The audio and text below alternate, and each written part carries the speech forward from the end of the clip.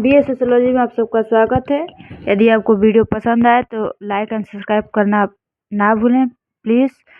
यदि आपको वीडियो ऐसे अफर्मेटिव वीडियो और चाहिए तो कमेंट प्लीज़ कीजिएगा।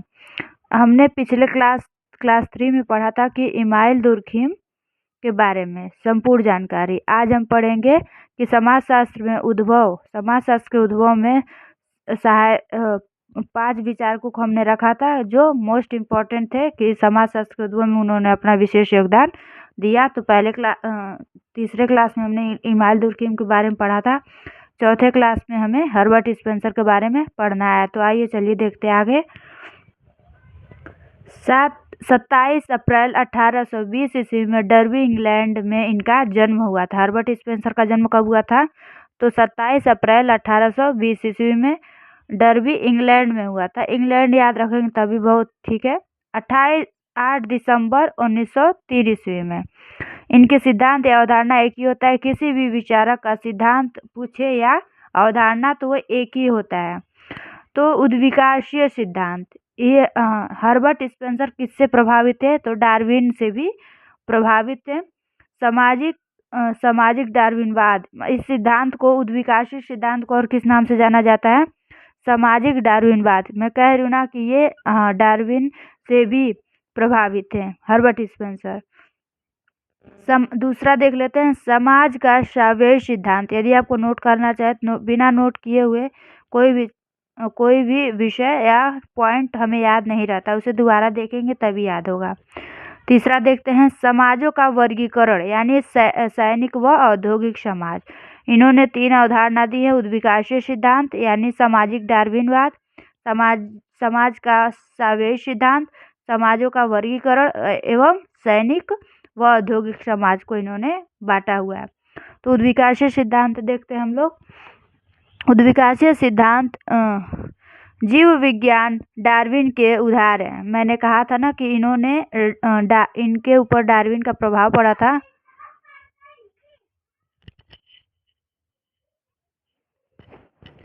डार्विन के ओरिजिन ऑफ स्पेसीज 1859 एवं डिसेंट ऑफ मैन 1871 में प्राकृतिक चयन अर्थात योग्यतम की उत्तरजीविता का सिद्धांत प्रस्तुत किया। किसने किया था? डार्विन ने।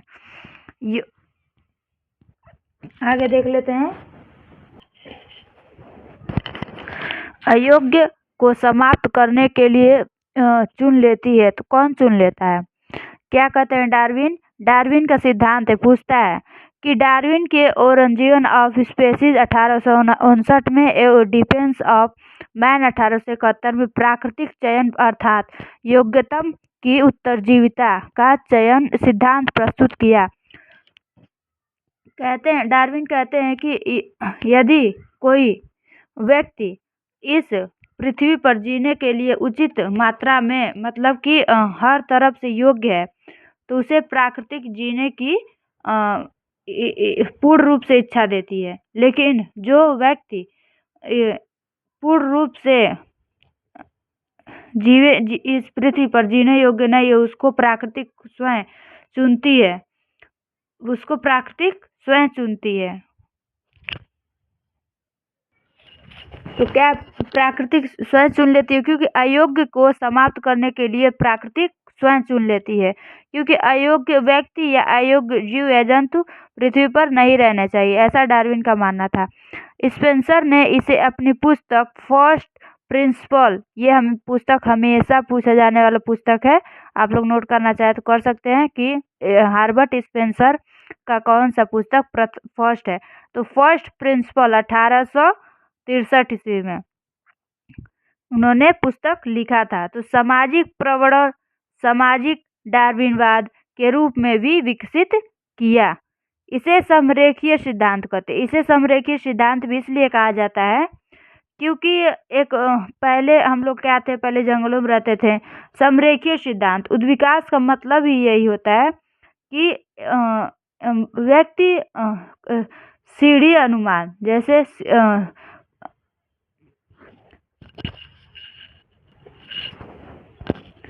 पहले हम लोग जंगल में रहते थे, फिर धीरे धीरे शहरीकरण हुआ, हर चीज़ का हमें ज्ञान हुआ तो धीरे धीरे उद्विकास है, तो उसे उद्विकास कहते हैं।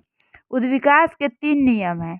सभी वस्तुएं पदार्थ से निर्मित होती हैं, सभी में शक्ति विद्यमान होती है लेकिन समाप्त नहीं होती है, शक्ति के कारण सभी वस्तुएं स्वतः गतिशील हैं। आगे देख लेते हैं। पूछेगा कि उद्विकास के कितने नियम है, तो 3 नियम है, याद रखिएगा आप लोग। संसार पदार्थ एवं शक्ति के योग से बना है। ये भी पूछा जाता है कि स्पेंसर के अनुसार संसार किससे बना है, तो पदार्थ और शक्ति से बना है। ये दोनों अपने अपने अस्तित्व के लिए परस्पर आश्रित होते हैं। ना पदार्थ शक्ति के बिना रह सकता है और ना ही शक्ति पदार्थ के बिना रह सकता है। उद्विकास की परिभाषा क्या है?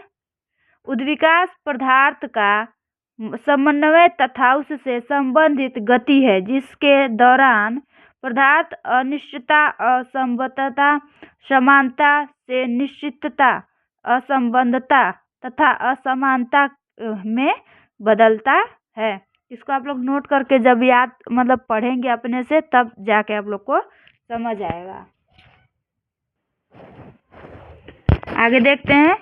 अनिश्चितता से निश्चितता की ओर, उसमें नहीं समझ आया था, आप ये लोग ऐसे सिंबल बना लीजिएगा तो समझ आ जाएगा। इसको की पॉइंट, जैसे अनिश्चितता से निश्चितता की ओर, असंबद्धता से संबद्धता की ओर निर्भर, समानता की ओर सजातीयता से विजातीयता की ओर।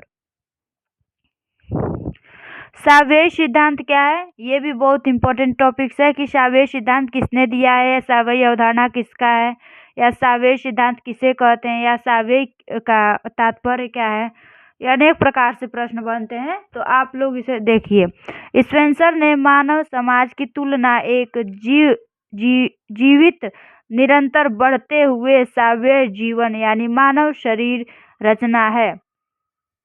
क्या कहते हैं? सावेय सिद्धांत का मतलब क्या है? वो मानव की भांति उसके प्रत्येक अंग होते हैं जो समाज अपने परिवेश में तालमेल कर लेता है, वे समाज जीवित रहते हैं।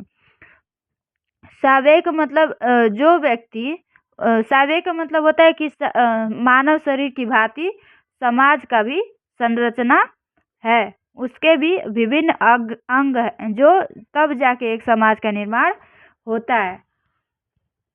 स्पेंसर ने समाज एवं सावेय में 8 असमानताओं का वर्णन किया है।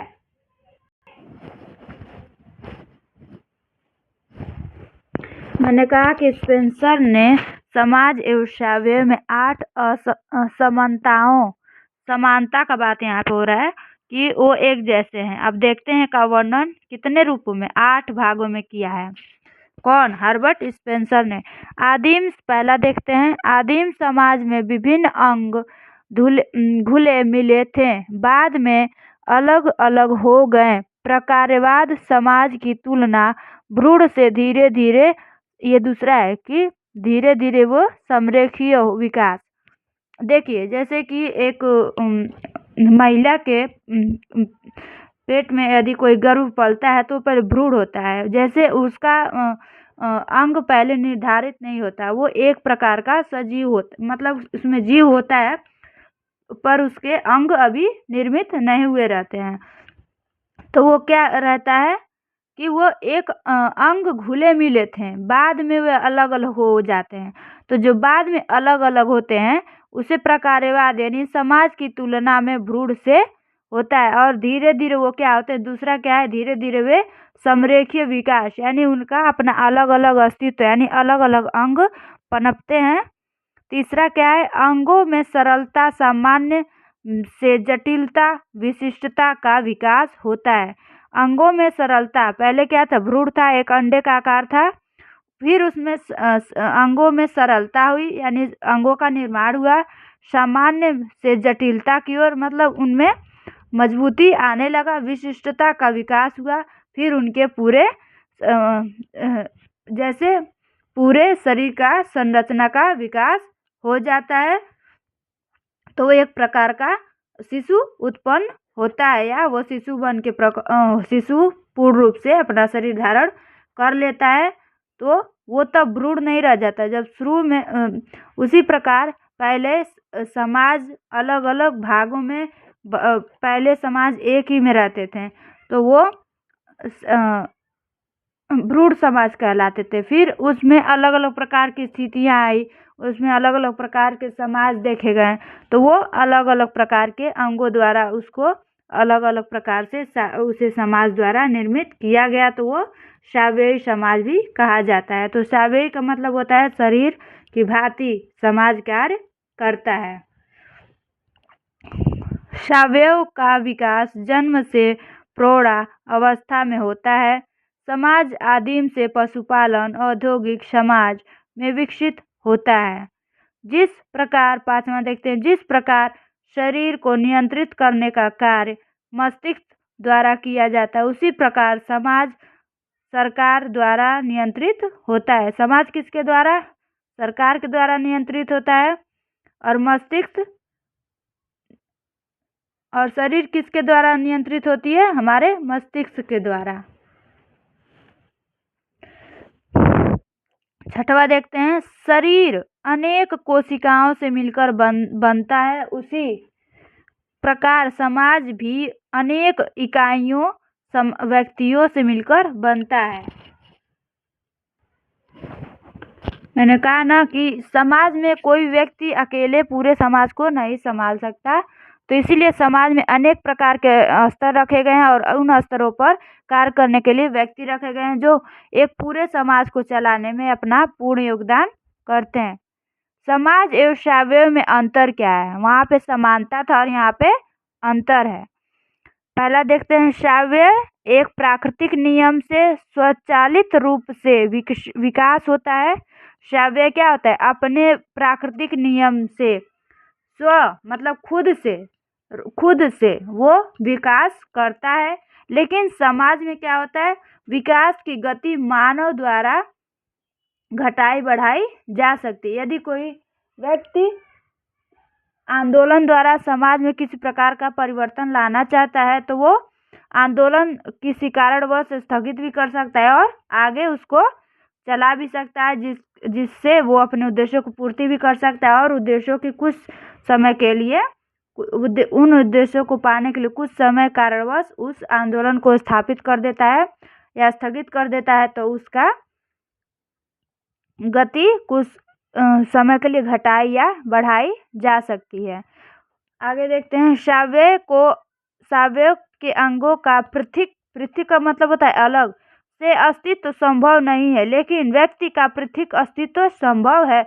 व्यक्ति अलग अलग, अब सावयव का मतलब हमारा शरीर, अब हमारा शरीर अलग अलग अंगों में तो बटा है पर हमारे शरीर से अलग नहीं है। पर समाज में क्या होता है कि हर व्यक्ति समाज से अलग रहकर भी समाज के लिए कार्य कर सकता है। आगे देखते हैं, समाजों का वर्गीकरण। समाजों का वर्गीकरण देख लेते हैं कि हर्बर्ट स्पेंसर ने समाजों का वर्गीकरण किस प्रकार किया है। समाज का उद्विकासीय यानी सैनिक युष्म कबीला। पहले लोग कबीलों में एक साथ समूह के साथ रहते थे।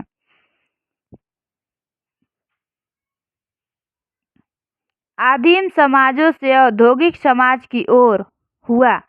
जैसे समाजों का वर्गीकरण मतलब समाजों का बंटवारा कैसे हुआ। पहले वो प्राकृतिक में मतलब कि आदिम समाज मतलब वो पहले प्राचीन काल में कैसे रहते थे, अब वो आधुनिक काल में किस प्रकार परिवर्तित हो चुके हैं। और उनका उद्विकास तुरंत नहीं होता, उद्विकास बहुत सालों से होता हुआ आता है तो वो धीरे धीरे उद्विकास में परिवर्तित होता है, उसमें धीरे धीरे विकास होता है। पर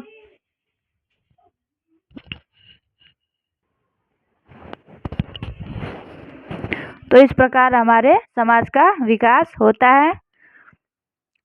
जहाँ सैनिक समाज में अनिवार्य सहयोग, कठोर अनुशासन एवं सामाजिक नियंत्रण होता है, वहीं औद्योगिक समाजों में स्वैच्छिक सहयोग, श्रम विभाजन होता है।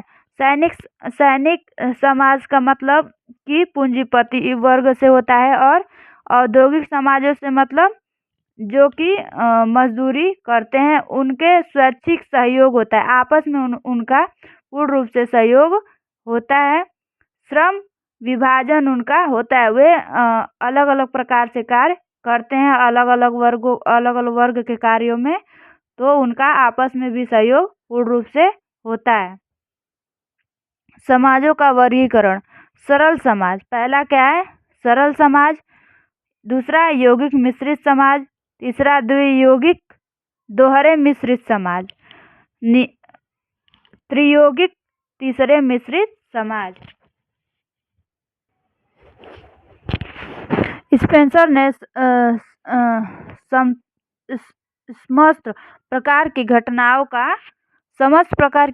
का 3 भागों में वर्णन किया है। पूछा जाता है क्वेश्चन कि स्पेंसर ने समाज के समस्त प्रकार की घटनाओं को कितने भागों में विभाजित किया है? तो 3 प्रकार के, असावयवी, सावयवी और अधिसावयवी जैविक समाज के ये तीनों विभाजित अंग हैं।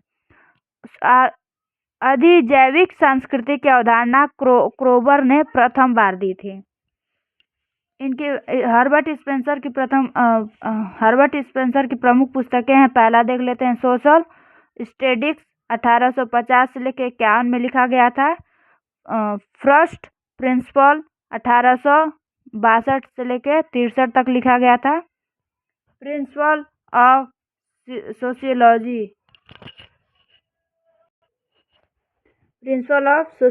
1877 ईस्वी में, ये तीन खंडों में विभाजित है ये वाला पुस्तक। Principle of biology, principle of index, the study of sociology. इसमें दो पुस्तक इम्पोर्टेंट है। यहाँ पे क्लास खत्म होता है। यदि आपको वीडियो पसंद है तो लाइक एंड सब्सक्राइब प्लीज़ कीजिए, बेल आइकन दबाना ना भूलें। यदि आपको ऐसे अफर्मेटिव वीडियो और चाहिए तो वीडियो को लाइक करना ना भूलें। धन्यवाद।